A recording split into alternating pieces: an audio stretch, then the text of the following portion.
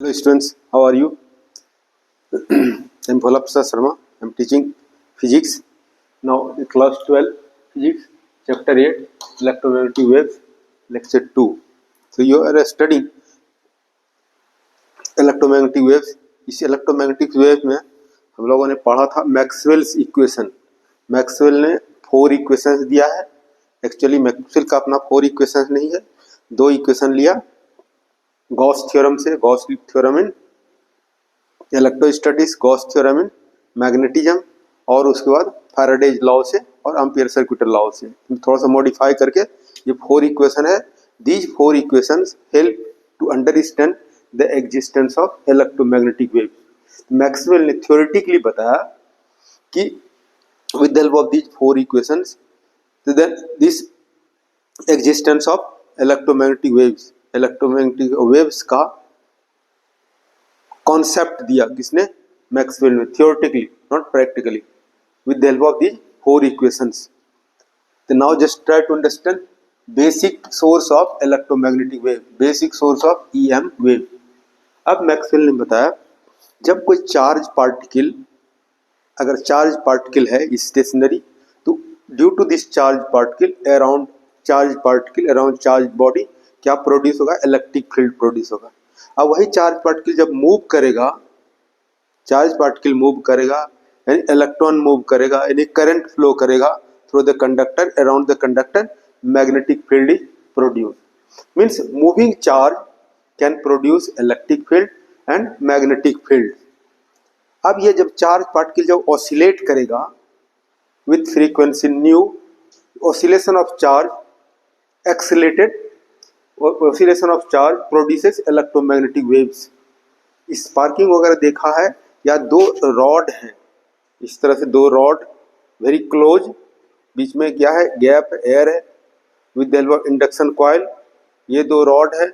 और रॉड अगर high potential होगा तो ये बीच में जो एयर है, एयर गैप जो है, air between 2 rods, metallic rods, अब हाई पोटेंशियल होगा, इसको हम सोर्स ऑफ इलेक्ट्रिसिटी से कनेक्ट कर दें, तो अब इस बीच में गैप में क्या प्रोड्यूस होगा? गैस है, एयर है. This air will be ionised. Then there will be jumping of electrons from one rod to another rod. Then there will be sparking. This is sparking shows the production of electromagnetic waves. इस तरह से देखा होगा. Soldering वगैरह भी करते हैं, वहाँ पे भी देखा, चिनगारी वगैरह देखते हैं, तो क्या हो गया? Production of electromagnetic waves. ठीक है. लाइट क्या है? Light is form of energy. Light is the example of electromagnetic waves. And electromagnetic waves are moving with the velocity of light. ठीक है.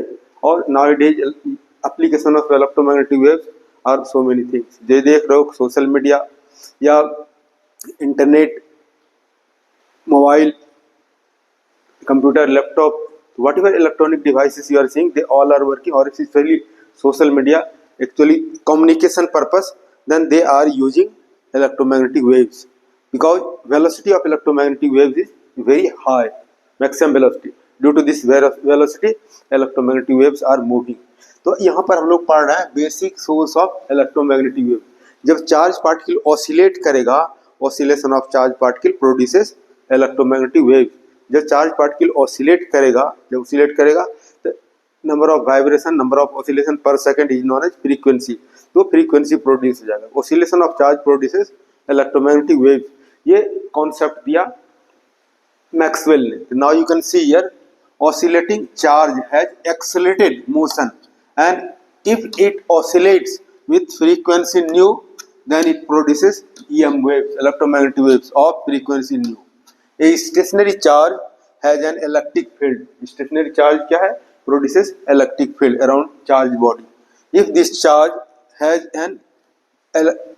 this charge moves with uniform velocity, it will produce electric and magnetic fields of steady nature.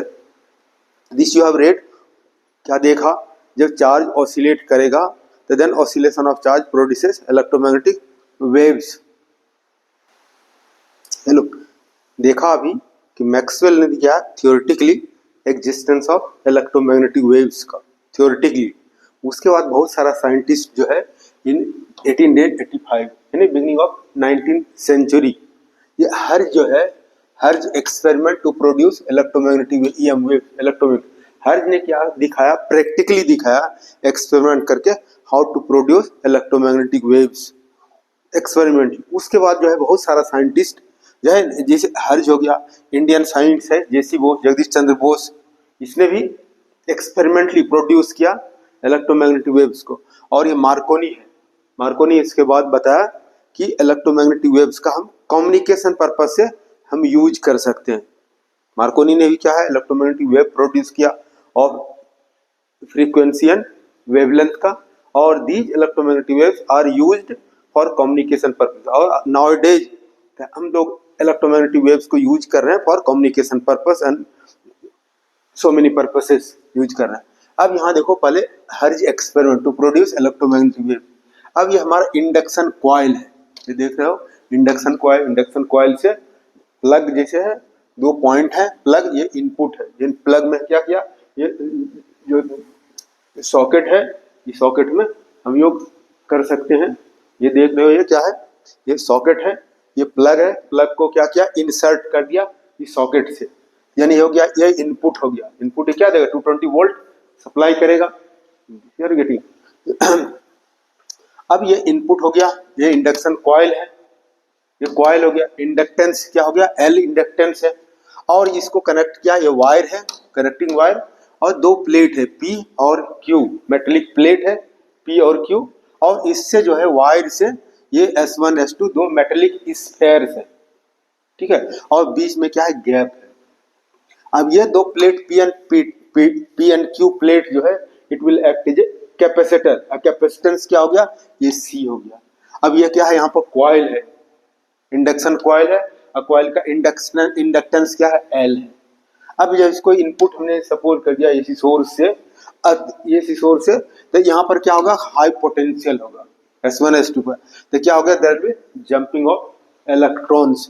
इससे क्या हो गया, jumping of electrons दिखा सकते हो। अरे जंपिंग ऑफ इलेक्ट्रॉन्स है, ऑसिलेशन ऑफ इलेक्ट्रॉन्स है, वाइब्रेशन ऑफ इलेक्ट्रॉन्स है from one sphere to another sphere. This vibration of electron, oscillation of electron, jumping of electron shows production of electromagnetic waves. और यहाँ हमारा एक डिटेक्टर है, receiver है और डिटेक्टर है। This will detect whatever is coming, that is electromagnetic waves. That you are getting है। P and Q क्या है, प्लेट्स है, और S1 S2 जो आ गया मेटेलिक स्फेयर्स है। और ये इसका कंक्लूजन जो हर्ज ने दिया, जर्मन साइंटिस्ट है हर्ज, इसने कंक्लूजन दिया क्या, vibrating electric charge produces EM waves. उसके बाद हर्ज जैसी वो Markovnikov other scientist have given the experimental production of electromagnetic waves. तो ये सिंपल है। और ये जो यहाँ पर इंड्यूस्ड EMF हो गया, यहाँ production of electromagnetic waves, vibration of charge, vibration of electrons. तो ये vibration of electrons, oscillation of electrons क्या होगा, frequency of oscillation nu is equal to 1/2π LC। ये हमारा क्या हो, LC oscillation. LC oscillation means L inductance. अब ये इंडक्शन कॉइल है, इस कॉइल का इंडक्टेंस L है, और ये दो प्लेट P और Q act as a capacitor, ठीक है। इसका कैपेसिटेंस क्या हो गया, C हो गया। तो what ever here vibration of electrons, oscillation of electron produces electromagnetic waves, and then frequency of the electromagnetic waves nu is equal to 1/2π under root LC. So in this way there is a production of electromagnetic wave. Now you will study nature of electromagnetic wave. Electromagnetic wave is a transverse nature. Wave पढ़ा है उन्होंने। Wave क्या है, 3 types का waves है। क्या हो गया, मैकेनिकल वेव्स। मैकेनिकल वेव्स को हम लोग 2 पार्ट में डिवाइड कर सकते हैं, transverse wave and longitudinal wave. Light क्या हो, transverse wave can be produce in solids and liquid. Transverse wave produce move from one place to another place forming crest interrupt vibration of particles of the medium पर along the particles are in transverse wave, particles are vibrating perpendicular to the propagation of wave. Longitudinal wave, transverse wave you can produce in solids and liquid. Water surface पे produce कर सकते हो, string पे produce कर सकते हो।